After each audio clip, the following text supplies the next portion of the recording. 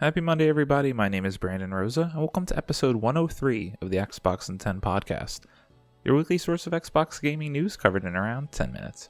Every Monday, this podcast covers new game releases, the previous week's gaming news, and we all learn an Xbox-related fun fact together. The show's on YouTube and podcast services around the world, so please subscribe on your favorite and leave a review. Xboxin10.com, no numbers, is your quick source for links to all of our podcast destinations and social media profiles, which you can follow at Xboxin10. To start, the big games out last week were Subnautica Below Zero and Mass Effect Legendary Edition. The games coming out this week include Rust Console Edition, Leisure Suit Larry Wet Dreams Dry Twice, The Sims 4 Courtyard Oasis Kit, Crossroads Inn, Outbreak Endless Nightmares, Aerial Knights Never Yield, Sunless Skies Sovereign Edition, The Wild at Heart, Rise of the Slime, Jay and Silent Bob Mall Brawl, Sure Footing, Just Die Already, Rising Hell, Knockout City, available for 10 days for free, Cosmic Top Secret, and Guards. Now into last week's biggest news stories, and we have 8 to cover this week. Number 1. Gears of War series moving to Unreal Engine 5 for multiple new projects. Joe Scrubbles at IGN writes, the Gears of War series is getting multiple new projects, all of which will be developed on the upcoming Unreal Engine 5. In a blog post, developer The Coalition announced that it has started, quote, shifting our resources to next-gen development using Unreal Engine 5, end quote.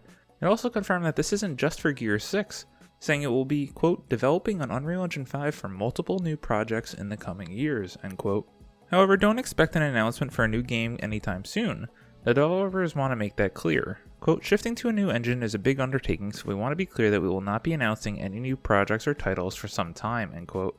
Unreal Engine 5 was announced last year with a spectacular PS5 tech demo, which aims to help create games that would be deemed impossible to make with current technology, but help increase efficiency for developers.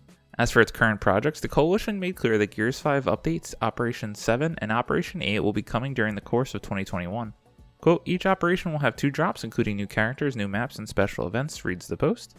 Through the end of the year, we will have store updates with exciting new content as well as featured playlists, end quote. The Gears series has a long history with the Unreal Engine, beginning life with the engine's creator, Epic Games.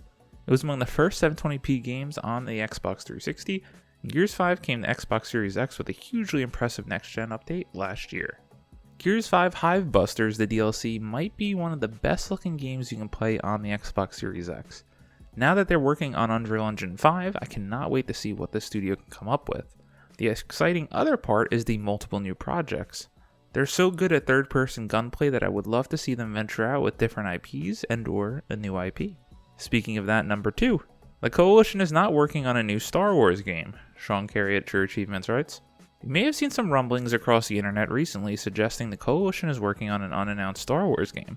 Strangely enough, that isn't the case as confirmed by the studio's senior community manager.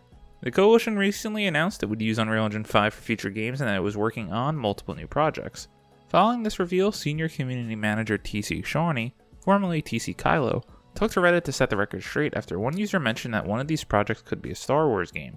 TC Shawnee said, quote, just to clarify regarding the Star Wars thing, we are not working on any such title, we have nothing else to announce at this time, end quote. So this rumor was getting spurred around by VentureBeat's Jeff Grubb, who earlier this month had said that the Coalition might be working on a Star Wars game, and I guess it's good to confirm that that rumor is in fact not true. While disappointing, and I'd love to see them work on some type of Bad Batch game, loving that show right now, and I guess we'll have to see what they can come up with in a new IP or working on a different IP, but I trust the studio, they have great talent, and I've loved the past Gears 4 and Gears 5 games. Number 3, Dolby Vision for gaming coming to Xbox Series X and S this week. Kessler Stevenson at True Achievements writes, Alpha Ring Xbox insiders with an Xbox Series X and S are going to receive an update for enabling Dolby Vision this week, a function that will improve upon the standard 10-bit HDR. The news was announced via a Major Nelson tweet. Dolby claims that the Vision will improve the realism of the brightness, contrast, and color values, thus adding a realistic depth to game images that will outshine traditional HDR. According to Dolby, the resulting image could have up to 40 times brighter highlights, 10 times deeper blacks than HDR, and still retain up to 12-bit color depth on supported TVs. There is a really neat example on their website showing the difference between a traditional HDR image and the Dolby Vision version. The upgrade to HDR comes in addition to the Xbox Series X and S supporting Dolby Atmos in some games. Dolby Vision is currently supported on a range of TV models made by LG, Sony, Philips, and Panasonic. As first reported by Forbes, Dolby is working closely with TV manufacturers to make Dolby Vision for gaming as seamless and automatic for many as possible on all TVs. The list of compatible games is available, however the Master Chief Collection, Gears 5, Borderlands 3, and Wreckfest. As with most Alpha Insider initiatives, this will be a good indication of the image fidelity that will eventually be accessible to all Xbox gamers, even if it is currently a little rough around the edges and under-supported. You cannot hear this and not think of it as good news. It stinks that some of the major developers of TVs like Samsung are not currently supporting it, but me as a big LG OLED superfan, I cannot wait to see this running on my new LG OLED TV.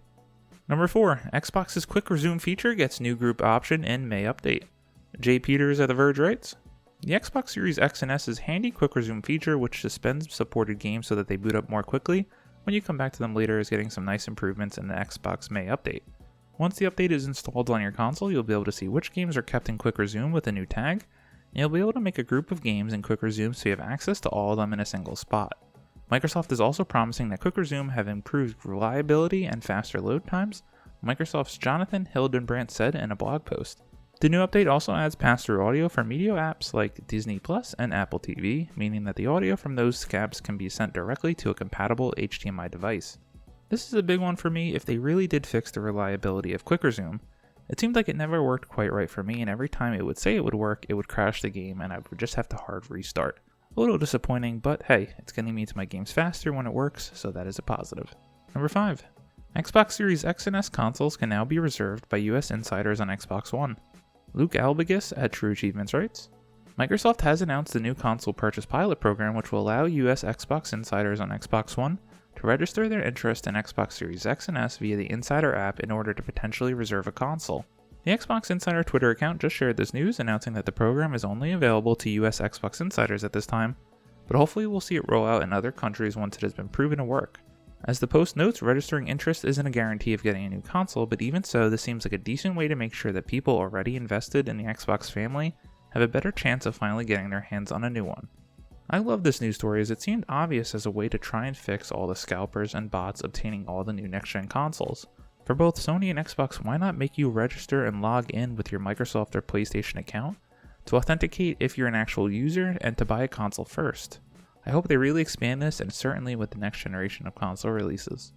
Number 6, EA Play Live Showcase coming in July. Joe Screbbles at IGN writes, EA Play Live, the developer summer showcase, will return this year on July 22nd. While EA hasn't formally announced plans for the show, it feels like it will be an all-digital event in the vein of E3 2021 and Gamescom 2021. Usually timed around E3, this year's EA Play comes more than a month later than the biggest gaming showcase. We can likely expect announcements for EA Sports, flagship series like FIFA and Madden, and perhaps new looks at previously announced games like Dragon Age 4 or Skate 4. Of course, there will likely be some brand new announcements sprinkled in there too. I gotta say, a little disappointed that this isn't going to be during the big E3 weekend that is actually coming back this year, and is the Super Bowl for me. I love every second of E3. EA Play the last couple years hasn't had anything great. They did have the Mass Effect tease, which was huge for me, but we know that game is at least 5 to 6 years away, so why even show something? The big game I am looking to see more of, and we are going to in June, and we'll touch on in a second, is Battlefield 6. Number 7, Battlefield 6 to feature cross-gen support, official reveal coming in June.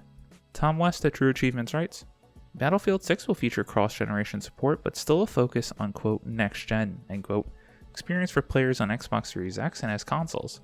A full reveal is expected to come in June ahead of the game's launch later this year. During EA's fourth quarter earnings call, thanks Windows Central, the company's CEO Andrew Wilson detailed plans to bring Battlefield 6 to Xbox One alongside the game's Series X and S release.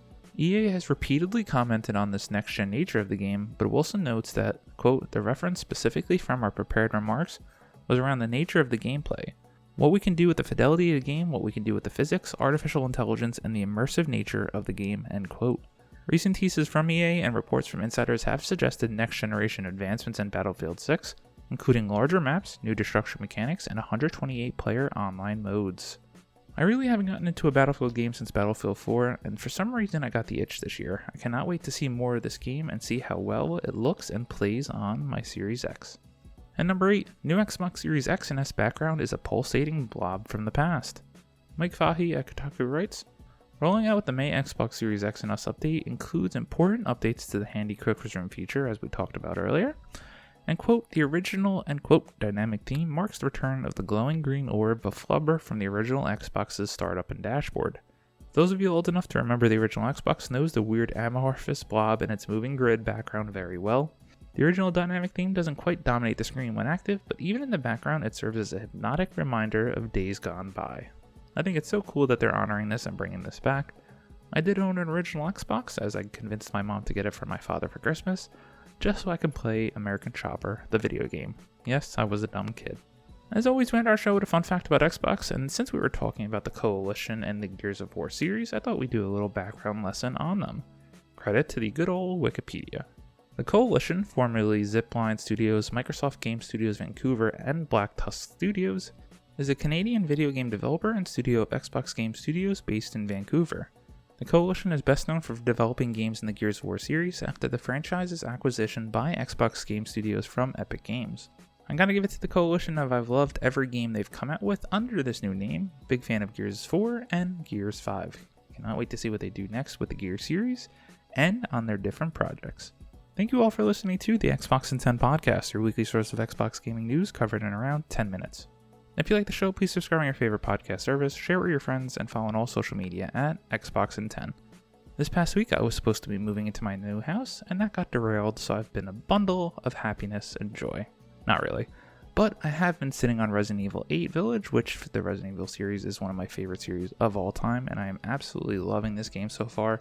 Please do go check it out. Even if you're not a fan of the series, I think it is very approachable. My name is Brandon Rosa. You can follow me on Xbox at Brosa93. Hope you all have a great week, stay safe, and keep on gaming.